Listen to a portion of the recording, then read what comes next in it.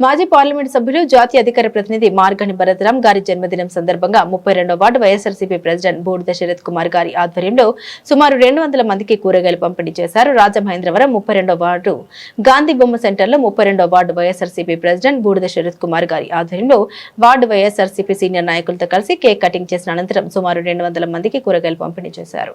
మన మార్గాని భరత్ గారు పుట్టినరోజు జన్మదిన సందర్భంగా స్థానిక జాంపేట 32వ వార్డులోని అంగరంగ వైభవంగా ఇక్కడ భారీ ఎత్తు కేక్ కటింగ్ మరియు కూరగాయల పంపిణీ, అలాగే వచ్చిన వాళ్ళందరికీ కూడా పళ్ళరసం ఇవ్వడం జరిగింది.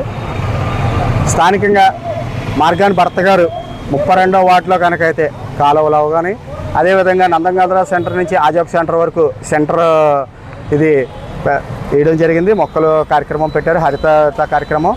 అదేవిధంగా 32వ వార్డులో చాలా కార్యక్రమాలు కూడా గత ప్రభుత్వంలో అభివృద్ధి చెందడం జరిగింది.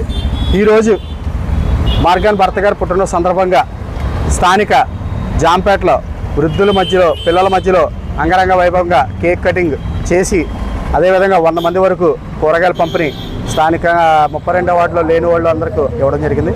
ఈ కార్యక్రమానికి ముఖ్య అతిథులుగా మాకు లాయర్ దేవి భవానీ గారు, అలాగే స్థానికులు 32వ వార్డులో సూర్యకుమారి, రాజీ, వార్డు కార్యకర్తలు జగదీష్, ప్రసాద్, రవి, వానపల్లి వెంకటేష్, ఇలాగా తదితరులు చాలామంది ఈ కార్యక్రమాన్ని విజయవంతంగా చేసి ముందుండి మార్గాని భరత్ గారికి చేశారని చెప్పేసి తెలియజేస్తున్నాం.